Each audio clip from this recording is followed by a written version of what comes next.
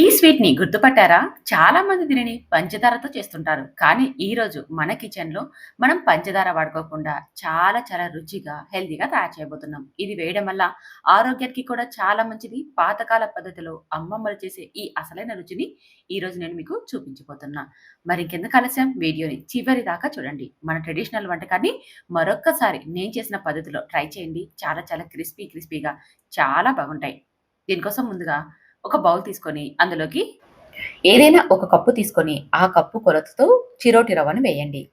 ఈ చిరోటి రవ్వను మేము ఓలిగ రవ్వ అని పిలుస్తాం. రాయలసీమ సైడ్ అంతా కూడా ఓలిగలు తయారు చేసుకోవడానికి అంటే పూర్ణం భక్షాలు తయారు చేయడానికి ఓలిగ రవ్వనే వాడతామండి. ఈ రవ్వతో తయారు చేసుకున్నామనుకోండి పై లేయర్ అనేది చాలా క్రంచీగా వస్తుంది. ఓలిగే కాదండి, ఇప్పుడు మనం చేసుకునే ఈ రెసిపీకి కూడా పై లేయర్ చాలా క్రంచీగా వస్తుంది. నోట్లో పెట్టుకోగానే మనకి ఇలా కరిగిపోతుంది.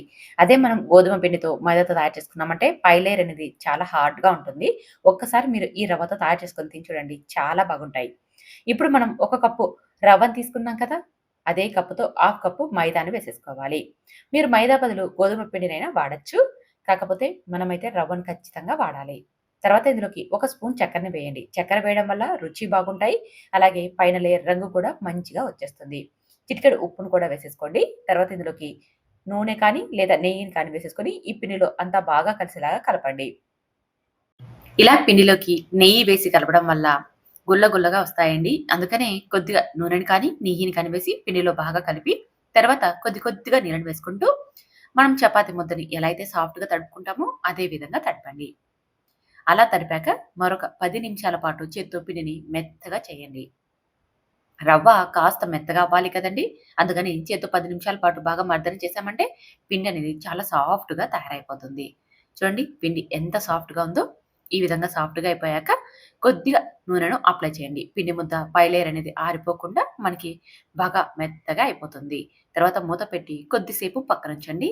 మనం స్టఫింగ్‌ని తయారు చేసుకుందాం. దీనికోసం ఒక బౌల్ తీసుకొని అందులోకి మనం ఏ కప్పుతో అయితే రవ్వను తీసుకున్నామో అదే కప్పుతో మనం పుట్నాల్ని తీసుకోవాలి. దీన్ని మేము పప్పులు అని పిలుస్తామండి.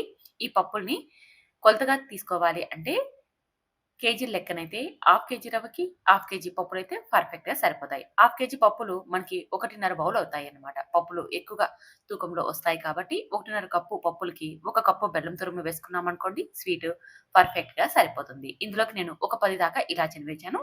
మీరు ఎన్ని కావాలంటే అన్ని వేసేసుకోవచ్చు. ఒకసారి బెల్లం, పప్పులు, ఇలాచి అంతా బాగా కలిపేసేసుకొని మిక్సీ బౌల్‌లోకి వేసేసుకొని వీటిని మెత్తగా గ్రైండ్ చేసేసుకోవాలి. మరి మెత్తని పౌడర్ లాగా కాకుండా కాస్త పలుకులుగా ఉండాలనమాట. మెత్తగా పౌడర్ ఉందనుకోండి తినేటప్పుడు మనకి పొరమాలుతుంది. అలా కాకుండా కాస్త నైస్ రవ్వలాగా గ్రైండ్ చేయండి. ఇలా గ్రైండ్ చేసిన ఈ మిశ్రమాన్ని ఒక బౌల్‌లోకి తీసేసుకోండి. తర్వాత ఏ కప్‌తో అయితే మనం రవ్వని తీసుకున్నామో అదే కప్పుతో హాఫ్ కప్పు కొబ్బరి తురుమును వేసేసుకోవాలి. ఒక కప్పు దాకైనా కొబ్బరి తురుము వేసేసుకోవచ్చండి. కొబ్బరి తురుము వేసుకున్నంత రుచిగానే ఉంటుంది. తర్వాత ఇదంతా బాగా కలిసేలా కలిపి మనం కొద్దిగా బౌల్‌లోకి అంటే మనం తయారు చేసుకున్నప్పుడు పెద్ద బౌల్ ముందర కాకుండా చిన్న బౌల్ పెట్టుకున్నామనుకోండి చేసుకోవడం చాలా ఈజీ అవుతుంది. ఇప్పుడు కొద్దిగా పిండిని తీసేసుకొని మిగతా పిండిని మూత పెట్టి పక్కన ఉంచేసేసుకోండి. ఈలోపు చూడండి మనం తడిపి పెట్టుకున్న రవ్వ మిశ్రమం బాగా మెత్తగా అయిపోయింది కదా! ఇప్పుడు చిన్న ఉండలుగా చేసేసుకోండి. పూరి సైజ్ కంటే మరి కాస్త చిన్నగా. ఇలా రౌండ్‌గా అన్ని చేసి పక్కన పెట్టేసేసుకొని ఇప్పుడు ఒక్కొక్క రౌండ్‌ని అదేనండి ఒక్కొక్క ఉండను తీసుకుంటూ కొద్దిగా పొడి పిండిని చల్లుకుంటూ రేకులు ఒత్తుకోవాలి. రేకు మరీ పల్చగా ఉండకూడదు, మందంగా ఉండకూడదు. మీడియస్తంగా ఉండాలి. పల్చగా ఉందనుకోండి పిండి అనేది అక్కడక్కడ కుచ్చుకొని రేకనేది బొక్కలు పడిపోయి ఆయిల్‌లో అంతా వచ్చేస్తుంది. మందంగా ఉందంటే రేకనేది పొంగి మనకి అంత క్రంచీగా రావు. చాలా మెత్తగా వచ్చేస్తాయి. అందుకని మీరు మీడియంగా రేకును ఒత్తి పెట్టుకోండి. ఇప్పుడు ఒక్కొక్క రేకును తీసుకుంటూ నేను వీడియోలో చూపించిన విధంగా కొద్దిగా మనం తయారు చేసి పెట్టుకున్న ఈ పిండిని రేకు మధ్యలో వేసేసుకోవాలి. మనం ఇలా ఒత్తి పెట్టుకున్న రేకు మధ్యలో ఈ మిశ్రమాన్ని తగినంత వేసుకోవాలి.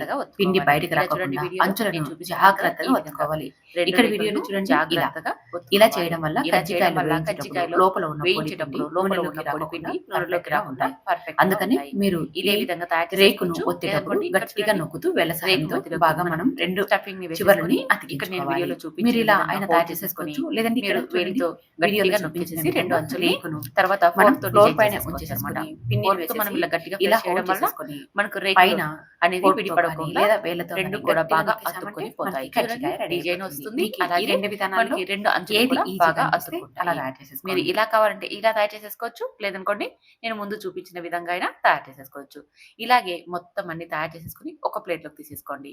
ఈ కజ్జికాయలు తయారు చేసుకోవడం చాలా ఈజీ అండి. మనం పిల్లలు ఏదైనా స్వీట్ అడిగినప్పుడు ఇన్‌స్టెంట్‌గా జస్ట్ మనకొక 20-30 నిమిషాలు టైం ఉంటే చాలండి. ఈ కజ్జికాయలని తయారు చేసేసుకోవచ్చు. ఒక్కసారి చేసి పెట్టుకున్నామంటే నెల రోజుల పాటు నిల్వ ఉంటాయి. మన ట్రెడిషనల్ వంటకం రుచికి మంచిగా ఉంటాయి. అలాగే ఆరోగ్యానికి కూడా చాలా చాలా మంచిగా ఉంటాయండి. మీరు కావాలంటే ఇందులోకి వేరుశనగ విత్తనాల్ని కూడా వేయించి గ్రైండ్ చేసి ఈ పొడి పిండిలోకి కలిపేసేసుకోవచ్చనమాట. అలాగే డ్రై ఫ్రూట్స్‌ని కూడా చిన్న చిన్న ముక్కలుగా వేయించి కలిపేసేసుకోవచ్చు. ఇలా ఒక్కొక్కసారి ఒక్కొక్క టేస్ట్‌తో మనం ఈ కజ్జికాయలని తయారు చేసేసుకోవచ్చు. ఆయిల్ బాగా వేడెక్కాక ఈ కజ్జికాయలని మరొకసారి అంచుల్ని బాగా ఒత్తి ఆయిల్‌లోకి వేసేసుకొని మంటని హై ఫ్లేమ్‌లోకి, మీడియం ఫ్లేమ్‌లోకి అడ్జస్ట్ చేసేసుకుంటూ వీటిని అటు ఇటు తిప్పుతూ మంచి రంగు వచ్చేదాకా వేయించుకోవాలి. ఎప్పుడైతే కరకరలాడుతున్నాయో అప్పుడు మనకి బాగా ఫ్రై అయిపోయినట్టు. ఇప్పుడు వీటిని ఆయిల్‌లో నుంచి తీసేసుకొని మీరు ఏదైనా చిల్లులు గిన్నెలోకి వేసుకున్నారంటే ఎక్స్‌ట్రా ఆయిల్ ఏమైనా ఉంటే వెళ్ళిపోతుంది.